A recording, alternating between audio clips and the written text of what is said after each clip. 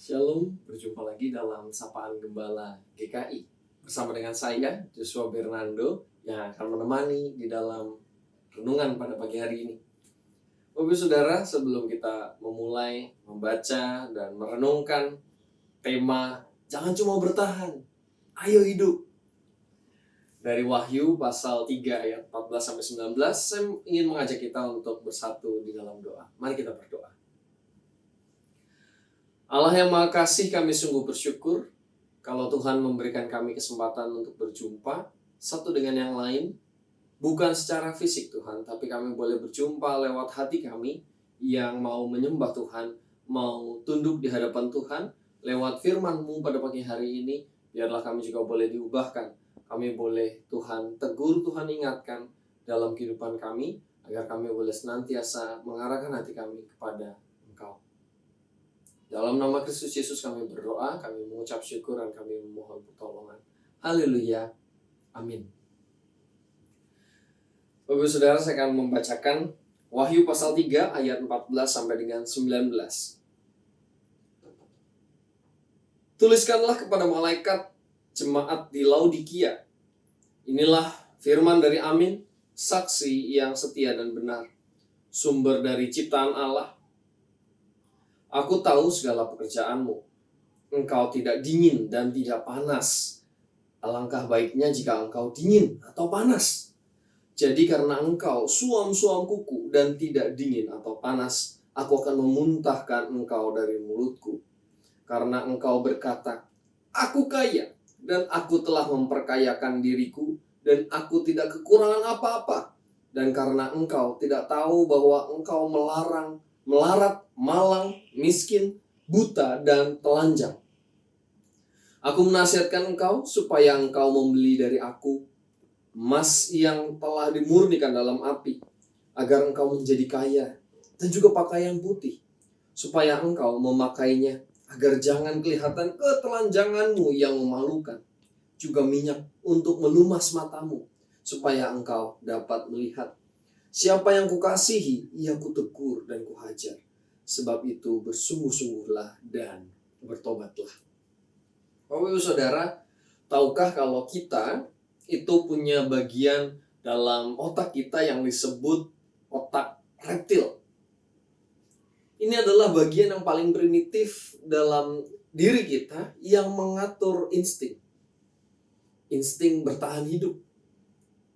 Contohnya apa? Seperti keinginan untuk makan, mencari rasa aman, menghindari bahaya. Nah, itu tugasnya dari otak reptil. Tidak hanya kita manusia yang memiliki, hewan-hewan pun juga memilikinya. Jadi kalau saya melihat seekor kucing yang dikejar seekor anjing begitu ya, kita mungkin nggak perlu tahu bahasa kucing, tapi kita tahu apa yang ada di pikirannya. Apa kira-kira? Selamat. Ya, si kucing hanya ingin selamat. Dia nggak akan mikirin hal yang lainnya. Karena itu otak reptilnya sedang bekerja. Dia tidak sedang memikirkan jangka panjang. Dia tidak sedang memikirkan bagaimana membalas dendam si anjing. Nggak kepikiran. Bagaimana saya bisa selamat sekarang? Itu yang jadi pikiran si kucing. Bertahan hidup. Jadi kita bisa melihat kalau binatang, hewan bertahan hidup ya mengupayakan sebaik-baiknya untuk bisa selamat. Nah, Bapak Saudara, tidak sedikit kita menemukan orang Kristen hidup dengan pola iman yang demikian. Iman dipakai ketika terdesak. Doa dilakukan dengan serius hanya saat krisis, saat kesulitan. Pelayanan hanya mau dilakukan kalau pelayanan itu nyaman untuk dirinya. Itulah iman yang saya sebut dengan iman mode survival mode. Ya. Dan inilah yang jadi teguran utama pada jemaat Laodikia. Bapak Ibu Saudara, di bacaan kita hari ini kita menemukan bagaimana jemaat Laodikia dikatakan sebagai jemaat yang suam-suam kuku. Tidak panas, tidak dingin. Ini bukan masalah soal suhu fisik Bapak Saudara. Tapi Tuhan ingin mengajarkan, ingin mengatakan bahwa mereka sebetulnya tidak bermanfaat. Tidak memberikan kedamaian, ketenangan seperti air hangat, air panas, pun tidak menyegarkan seperti air dingin. Mereka ada, tapi tidak memberi dampak rohani. Jadi ini bukan masalah setengah rohani saja, tapi benar-benar nggak punya fungsi. Tapi saudara, mereka hanya sekedar ada, eksis, tapi tidak ada manfaatnya, tidak ada dampaknya di tengah-tengah komunitas masyarakat, di tengah-tengah warga Laodikia lainnya. Bahkan mereka cenderung mengatakan apa? Di ayat 17, aku kaya. Ya, aku kaya, aku telah memperkayakan diriku. Aku tidak kekurangan apa-apa. Tapi menarik di bagian bacaan kita, Allah mengatakan bahwa mereka miskin. Mereka buta, mereka telanjang. Kembali bukan masalah fisiknya, tapi masalah rohani. Mereka dengan mudah puas dengan semua itu. Secara materi merasa cukup dan mengira itu adalah kecukupan kehidupan, keseluruhan hidupnya. Tapi Yesus bilang mereka miskin, buta, dan telanjang. Ini sebuah ironi yang begitu rupa karena mereka ini adalah penghasil wol yang terkenal. Tuhan Yesus katakan mereka diminta untuk membeli emas dan juga membeli pakaian putih. Mereka ini terkenal dengan produksi wol hitamnya, Bapak Ibu. Jadi ketika dikatakan belilah daripadaku, ini adalah metafora untuk panggilan pertobatan. Ya, panggilan pertobatan untuk kembali kepada Sang Pemilik kehidupan yang sejati, yaitu Allah. 20 Tuhan Yesus mengatakan, di muka pintu, di depan pintu aku mengetuk.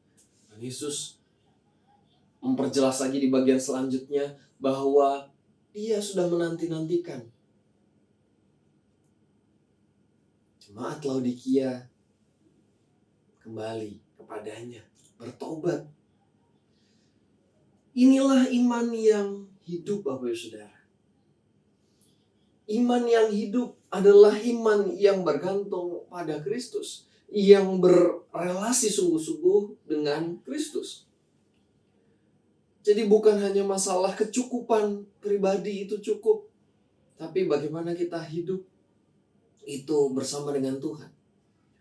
Kita yang hidup di kota besar tentu kita terbiasa untuk bekerja, bertahan hidup begitu ya. Dituntut ini dan itu, semua serba cepat. Kadang itu membuat kita lelah tidak hanya secara fisik tapi juga secara rohani. Bapak Saudara, Allah tidak ingin kita hanya sekedar bertahan hidup, hanya sekedar hidupnya saja. Atau kalau bicara tentang iman, tidak hanya sekedar beriman, jadi Kristen saja. Itu penting sekali. Tapi lewat kisah hari ini kita belajar bahwa Tuhan mau kita sungguh-sungguh menghayati kehidupan kita. Hidup beriman kita adalah hidup yang menghasilkan buah. Berani melangkah keluar dari zona nyaman, jadi saluran berkat. Nah, mari kita renungkan sama-sama hari ini. Apakah iman kita hanya muncul, hanya kita gunakan, hanya kita kembangkan ketika saat-saat darurat?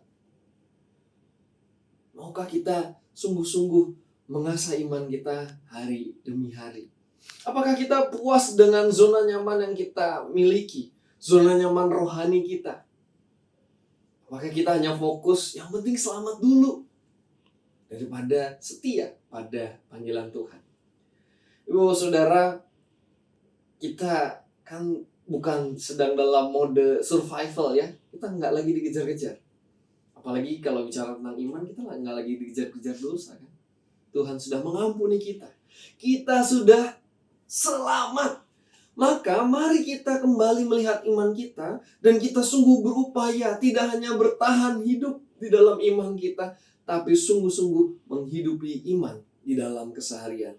Mari kita keluar dari mode survival kita dan kita hidup penuh iman di dalam Kristus dan bersama Kristus. Tuhan yang menolong dan memampukan kita semua. Mari kita berdoa. Tuhan, hari ini kami merenungkan bagian bacaan yang begitu menarik, Tuhan.